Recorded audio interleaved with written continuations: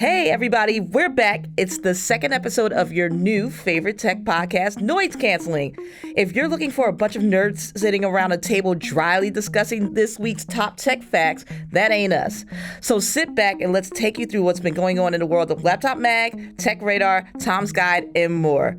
But before that, let's meet the team. I'm Sherri Smith, editor-in-chief of Laptop Mag. And I'm Rami Tabari, staff writer for Laptop Mag. And Gareth Beavis, editor of TechRadar, would be here, but he is off doing something wonderfully British, and he will be back next week. So without further ado, let's get into noise canceling. So let's start off with news.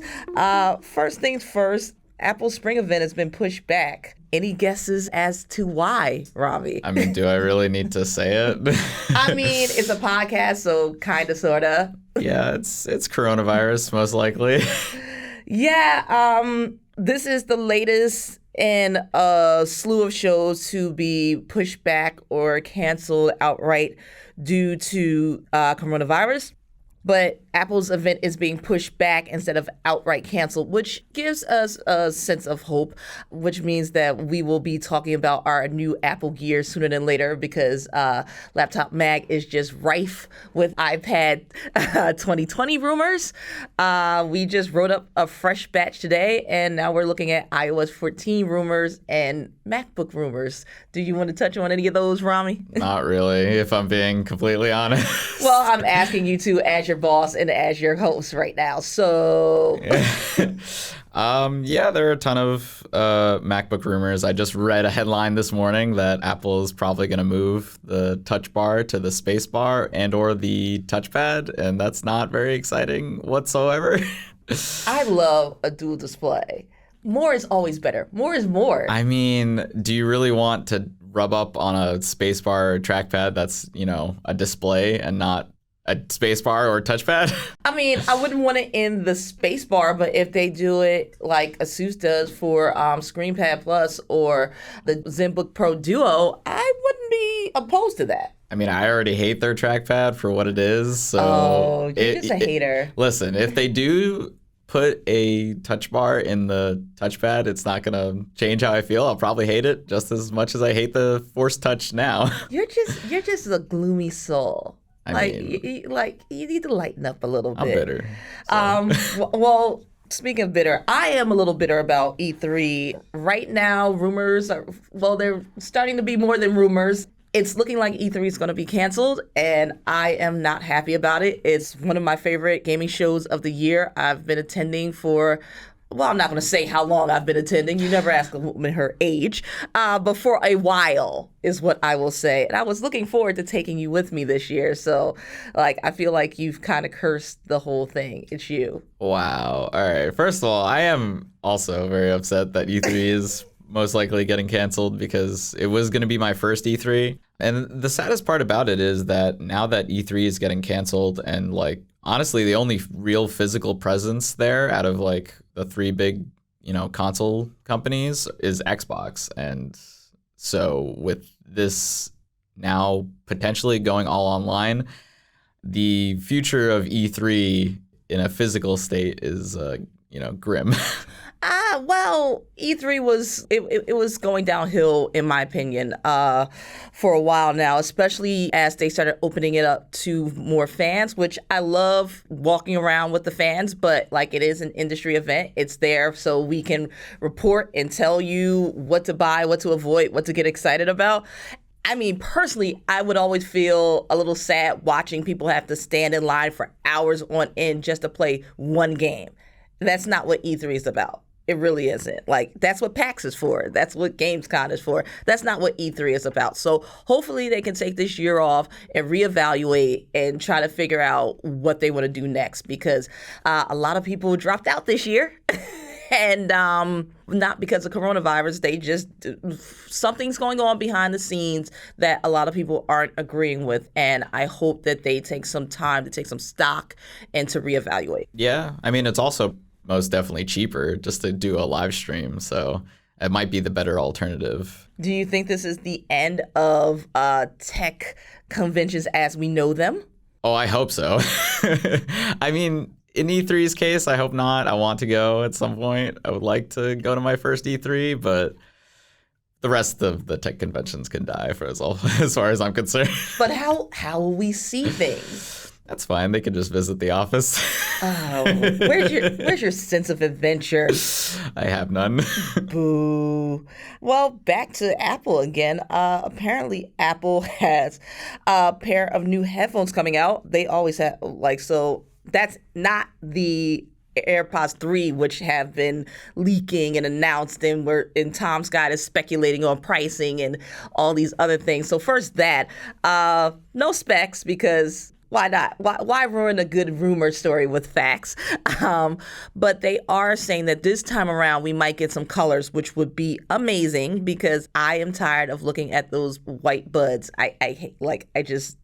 They were fine the first 3 times, but now it's time to add a splash of color, in my opinion. Yeah, I mean, I feel like that's the problem with most of Apple's products. Like, there's like that one color that comes out. Like, there was the green on the iPhone, and then there was it was like the gold on the MacBook or the MacBook Air. And those are nice, but like you only have like one like nice looking color out of all your products. I actually prefer that green black.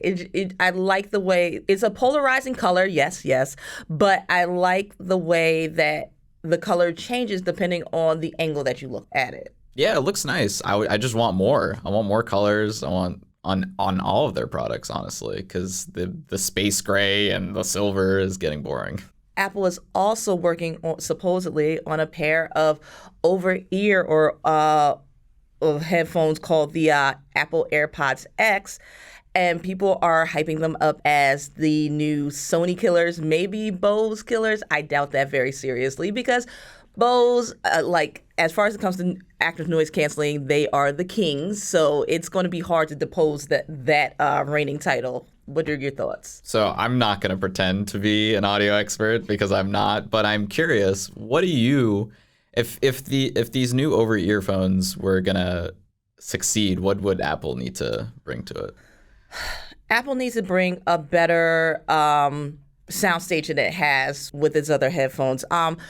They need to go more Beats, less AirPods. Mm-hmm. And when they do go that more Beats range, they need to be very, very conservative on the low end because Beats, they're for bass junkies like me that need to hear the boom bap, boom, boom, boom, like just in my head, in my heart. I just like live it, breathe it, love it. But I would want something that can go from hip hop to country to classical to polka if that's your thing, and back without too much variance. Like it's going to sound clean, it's going to sound nice, it's going to sound warm and full and all those great things that give you a rush when you hear your music like you're in a recording studio. I don't need it to be audiophile because then that jacks up the price considerably, but I do need them to sound better than Beats. And what do you think what price point do you think they're gonna hit? I think they're going to go for, I hope they're going to stay at $300. Like anything higher than $300, I prefer them to be $250. If they can get it down to $200, that would be great. I doubt that because the AirPods Pro are $250. So I can't imagine them not charging at least $300. I hope they can keep it there because once you start going into the $350, $400 range, you start going into that audiophile range, and that's not affordable for everyone. And yes, it's Apple and they can kind of write their own checks, but I'm hoping that they will be a little more considerate of the average person's wallet. I'm not gonna, I mean, I highly doubt that they're actually gonna do that. I suspect it to definitely be over $400 only because Apple got a nice big Apple logo on that, so. We shall see. Dear Apple, do not price gouge us. Just let us have nice headphones. Love me. And now let's talk about a few reviews. So let's start off with Call of Duty Warzone. Have you played it yet? I have not. I know I plan on playing it soon, though. I am very excited for it because it's like the first time Call of Duty is pushing the free service. I know they did it on mobile and it worked out for them, and now they're doing it with their battle royale. So, like, Warzone is Call of Duty's first battle royale, because I want to make sure that our listeners understand what it is. No, it's not their first battle royale, because technically the Call of Duty, I think it was Black Ops 4, did the whole battle royale thing, but their Warzone is like, I think it's 2 game modes. It's battle royale, and it's something with money, like robbing, taking money, and like. So Call of Duty meets Payday? Kind of. I think it's more of like shoot these people before they get to the objective kind of thing with bags of money. That's what it looked like in the trailer. Okay. But all right. there are 2 game modes. Those are the 2 game modes that they showed off in the trailer. So. Well, we currently have someone working on our review, so I am excited to read that and maybe play. COD has never really been my thing. Like, as you get older, your twitch reflexes start to go, so my kill ratio is often laughably low. And it never feels good to be headshotted by a 12-year-old. It's because you're playing on a controller. First of all, mind your business. Second of all, it depends. Like, now that my office is set up, I am playing with a mouse and a keyboard like you should play. So hush your mouth. You don't know my life. Yeah, I do. I play Divinity with you. You know what? Again, you're a hater. And I don't know if I'm going to have you back. You're just such a hater. And speaking of things that you could probably hate on, so the reviews of the Samsung Galaxy S20 are out, and they're pretty positive so far. It's a smaller version of the Ultra, a less expensive version of the Ultra. So people are saying that it's the best. TechRadar, for instance, is saying it's the best option out of Samsung's 3 new phones. It's lighter, and it doesn't have that mega camera that people are raving about that are paying over $1,000 for. What are your thoughts on the new spat of Galaxy phones, and would you buy one? I don't know. I like. From what I've seen of the new Galaxy phones, like, they have the specs, but I still think Pixel has the better software. Ooh, in terms of spicy takes. Camera. But like, it just looks better, and they have the night sight, and it looks so good, and they keep updating it. And even though Pixel 4 was like kind of a small update to the phone, I think the Pixel 5 is gonna really hit home with it. Like, they're gonna be like, oh, now we can do all this more crazy stuff with the camera that our competitors can't. But the issue with the Pixels is that, I know I'm moving away from Samsung a little bit. Tell me about it. What you got? The issue with the Pixels is that they still don't have the other specs in line.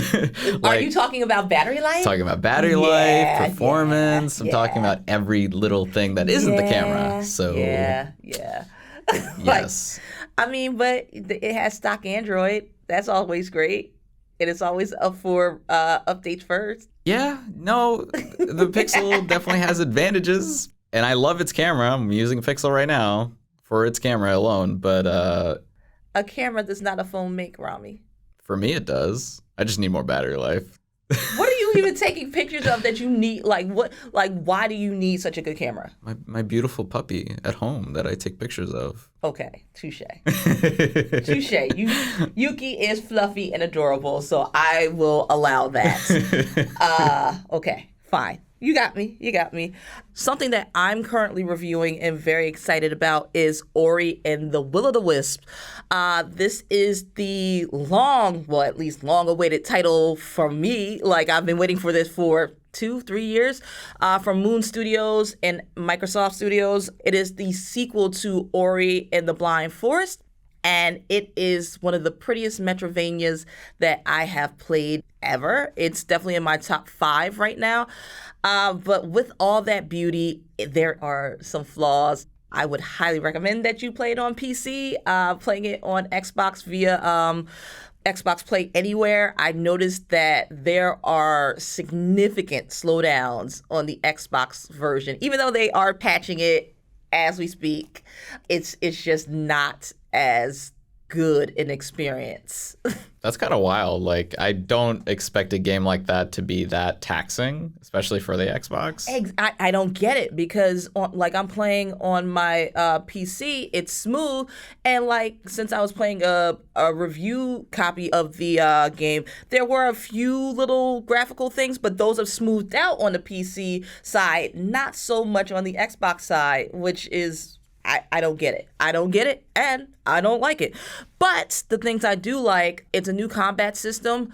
There are actual characters that you can interact with, and it's still telling that same deep, gripping story without words per se. And it's about family, and it's about sacrifice, and like there are all these beautiful areas to explore. Things I hate. As a Metroidvania, yes, I get it. You have to start with nothing. But since this is a sequel, and since I played the first one, I was hoping that there would be some carryover with some of the abilities, and there was none. Like, I thought I would at least have a double jump. Nope, had to go find that double jump. Oh my God. That is the most frustrating thing I can imagine. But it's so addicting. I was up until 5 o'clock playing today, and my boyfriend came out and gave me the look like, are you going to go to sleep? Are you going to take a nap? What are you planning to do here? I'm like, I guess I'm going to come to bed. I guess I'm going to do that. So I'm here off of about 2.5 hours of sleep. Whee! I believe that. When am I going to see that review? Today, Dad. Like, yeah. But yeah, I do recommend it, and you don't need to play the first one to get into this, but it would help. I think you would get a greater appreciation for what Moon Studios has done and why it took so long to get it out. But on its own, it's a highly compelling Metroidvania. You will die a lot. And there's a hard mode, so you can get into this, Rami. Ooh, I'm excited for this. Why are you such a masochist? Why do you do this? Because it's the only way I can enjoy video games. What? Why? Why do you need crushing difficulty to feel? Because otherwise it's just too easy. So things that aren't too easy. Tell me about the Vive Cosmos. A little late to the party reviewing that, but since the Vive Cosmos Elite is coming out, we figured it was high time to actually pump that review out. So the Vive Cosmos is $700, which is $300 more than the Oculus Rift S. I'm just gonna lead with that. And somehow it's worse in like a lot of ways. Specifically, the tracking is awful. I am in the origin, like the hub of the system, and I'm trying to move the controllers, and it's like so jumpy and fidgety. And it's like, why? I'm not even doing anything taxing at all. I'm just like in the hub of this world, and it's like I can't move properly. And another issue with that, the headset, is that it's just like expensive. For it to not be able to track well at all, and for HTC to charge like $700, that's pretty concerning. I mean, HTC is typically going after the enterprise user with its headsets, which is why they can get away with charging that amount of money. And the thing about it is, like, they did promise that there would be upgrades, and that's what the Elite is. It basically is a faceplate that you swap. You take the Cosmos, and you take the original faceplate off, and the Elite basically gives you even more sensors to work with, so for a better tracking experience. But I would like to try yours out because I haven't experienced those problems with the Cosmos, so I'm wondering if it's just something on your end. So I was thinking that, but I've read multiple reviews, and they've experienced the same issues that I'm having. So oh my, yeah, that's unfortunate. It is concerning. Well, I'm hoping that my review of the Elite will be better, and I mean, back to the lab for Vive again. But then again, Vive has about 6 iterations of different headsets, so there's something for everyone. Yeah. I mean, like, their new Elite headset comes with like a new faceplate and comes with the 2 base stations that will help tracking, and that's great. I'm sure the tracking will be better. But you can also go with the Oculus Rift S, which is $400 and has great tracking. I've never had an issue with that headset's tracking like whatsoever. So, What are you playing on Vive or Oculus right now? Vive, I was playing Wildlands 2, I think it's called. And it was like this, oh my God, this was a horrible experience for me because the game is great. And you have this like, you grapple hook around the world and it's like kind of open world, kind of not. And you use this bow and arrow to shoot your enemies. It's like a roguelike. But the issue is I was playing this game sitting down and for some reason the Cosmos was not having that whatsoever. And so every time I would try to fire my arrows or grapple hook in a certain like way, it was like, yep, I don't know what you're doing, but I can't see it. Nope. Not doing it. Nope. Oh, you fell to your death? That's too bad. Well, since you are such a dour soul, I think it's time to go into one of my favorite segments of the show, Unpopular Opinions. So, Unpopular Opinions, let that hate unfurl. Unpopular Opinions, where hot takes do rule. Unpopular Opinions. So, why doesn't Sony get more credit for its headphones? So this is a TechRadar story. Basically, Sony makes great headphones. They make great in-ears. They make great over-ears. They have a new pair of in-ears coming out, totally wireless. And yet, we're always talking about Bose and we're always talking about Apple and Sony gets no love. Why Sony get no love, Rami? Why Sony get no love? I mean, does it not get any love? Because I feel like if you're thinking about good headphones, like I'm not that deep into the audio world, but if you're thinking about good headphones, the first thing that comes to mind to me is Sony. So, I mean, does it not get good love? I feel like it's the top performing headphones you see on any best page list, on any buying guide. They're always there. So yes, but I think if I'm going to lend any credence to this hot take, I think it's because of the naming conventions. It's easy to say AirPods. It's easy to say Quiet Comfort. It's not easy to say Sony WF-1000 XM3, or whatever Sony's going to call it, and or BM now with bass boost, and Sony's naming convention make it hard to stick in the mind. So it's like, do you have those new Sonys? What new Sonys? There's new Sonys? Are there? Yeah, no, it's pretty brutal. I mean, Sony has the same issue that Asus has, because I'm going to laptop side now, but Asus's naming conventions are awful. It's like this, can't even think of their laptop names now. ZenBooks. But ZenBook is easier. But ZenBook, ROG, Tough Gaming. I don't think they have a problem. I don't think Asus has a naming problem. But it's like Asus ZenBook 13 UFXT1000. All right. Fair, but I guess since we don't include those. We do though. We include those in our reviews. But they're in parens, so I kind of just they're invisible until they don't need until I need them. It's like, which ZenBook 13, the UF 2000 or the UX 5 million? It's like, come on.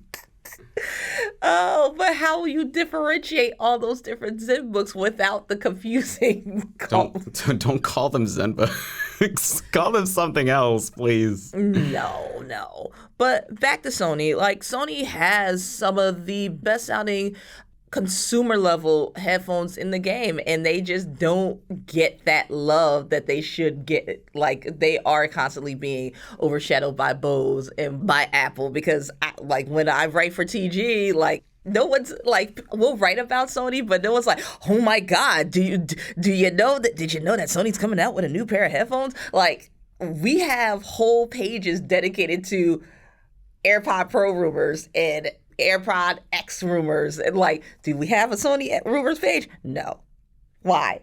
No one wants to read it. I mean, it sounds like Laptop Mag should do it, since you're so gung ho about it. I mean, we could, but I don't know. I don't even know if the search juice is there for that. Yeah. Sorry, Sony.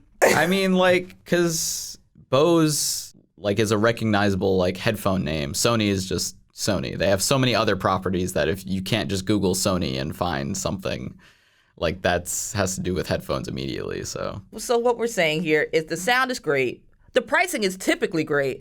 It's just the naming conventions. They need to do more to stand out with the naming conventions. I don't know what you're going to do, Sony. I hope you do something about it. Let's see here. Windows 10 is actually pretty good. Is it now? I mean, I feel like every other day we're literally covering why Windows 10 is breaking again. Oh, Lord. So apparently in today's news, there is it's supposed to be Patch Tuesday. And before Patch Tuesday even went out, there was a leak of a bug that had been unpatched. So it's not going to affect many people, but the fact that they let this patch out knowing that there was a bug and they've had no common sense is just like, why, Microsoft? Why don't you want to win? I feel that because they know that we, like PC users, have no other choice. Like, yes, there's Chromebooks, but a lot of people, like the youngins are messing with Chromebooks. I don't see a lot of my generation and older messing with the Chromebooks. So we're kind of a captive audience. And they're like, you're going to take what we give and you're going to like it. Bugs or no. Like, we'll fix it as we please and you'll take it. So I'm just ready for them at this point to release Windows 11 or Windows 10X or whatever they're going to call it so we can move on from this debacle. And I'm hoping that whatever they roll out does not turn into the new Vista. Yeah, I mean, there are a lot of issues with Windows, and gamers are pretty much stuck with Windows because they can't go to Apple because they have nothing. So, yeah, it's honestly ridiculous the way, literally every morning I wake up, I see a Windows 10 bug. Or I see a Windows 10 update, something they'd like, oh, we fixed something, but we also broke something. Cool, epic. It's like an episode of This Old House, but minus Bob Vila and minus like proficiency. But we're stuck with Microsoft for the foreseeable future unless you're going to jump to Mac or Linux. I mean, Linux is for the highly advanced developers, which I am not a member of. So, yeah, I'm stuck with Windows. I'm just going to take these L's and roll with the punches as it is. Yeah, roll with, your search bar not working one day. I remember that. That was crazy. Oh, it's an adventure. It's an adventure. Fun. So, Apple news. Would it matter if Apple just did the iPhone launch online? I think every launch should be online, honestly. I mean, does it matter? I mean, who they can just put it on a random stage somewhere, have no one in the audience, and just stream it online, and they still get the same screaming people just across the screen. So, I mean, is it going to be different? For consumers, no. For tech journals, yes. Because there's no telling on when we'll get the product to review. So I don't know. I like traveling for shows. I like being able to tell readers what it's like to be there in the heat of the moment and the excitement or lack thereof at an event. I think I would miss it. Understandably, this year things are going to change, but I would hope that this doesn't signal a drastic departure from the shows. I mean, I agree. It's definitely a disservice to the readers not being able to see what the phone is. But I feel like most people that are going to buy an iPhone are just going to buy an iPhone, no matter what you write. In that case, in every other event, it's different. There are products that we see that people will look out for because we wrote about it. In Apple's case, it's different. Yeah, Apple is Apple, but without shows, we wouldn't be able to be talking about things like the Alienware UFO. Yeah, you're right. And that's a big thing. Those concepts are huge, and they set the stage for what we expect for the rest of the year. So I really, really hope that this does not start the trend of just moving away from shows. My fiscal mind says, ooh, look at all the money folks will save, but my heart and my soul says, but what about the travel and what about seeing people and touching things? I like touching things, all the things. I must touch. Anything else to add, Rami? Anything techie-wise that you would like to talk about before we wrap this up? I mean, the biggest controversy in like PC gaming right now is Horizon Zero Dawn going to PC. It is a Sony exclusive game, or it was a Sony exclusive game, so that's big. And I mean, who knows? This might signal the future of PS5. What if Sony decides to do a version of Play Anywhere? I mean, that would be great, honestly, because right now what do they have? They have the PS Now, and that's like a streaming service. Yes. Yeah. I mean, sure. Like, I would love for them. I mean, like, if they really wanted to get into the PC market and still, you know, appease PlayStation fans, like, make their own app on PC, buy their games on their PS store on PC. It's the same thing. You don't have to put it on Steam, although you should, but they're not going to do that. Yeah. Like, there will be yet another well, I mean, PlayStation already has a store, so it wouldn't make sense for them to even think about giving Steam any play. Exactly. Well, what I mean is, like, having their own app on PC, like giving PC players this access to their games, their store, like, they can only benefit from that, really, because you're getting more money for all this, you know, people playing games. I'm all for the democratization of games. Like, I want to play my game on my phone. I want to play it on my PC. And when I'm at work, I kind of want to play it on my Mac. Yeah. I guess. But I think that as we move forward, I don't think that consoles are going away per se, but I do think that we're going to move into modular systems and being able to play on a PC and then go seamlessly back to your console or what have you. I think that the Switch and Xbox Play Anywhere are slowly but surely ushering in a new way, a better way, a cheaper way to play, and I'm here for it. Yeah, I think it's going to be an exciting future for gaming, honestly. All right, and that is a wrap. We have done another episode of Noise Canceling. Rami, where can we find you? Laptop Mag. Twitter. You gonna give us the handle? No.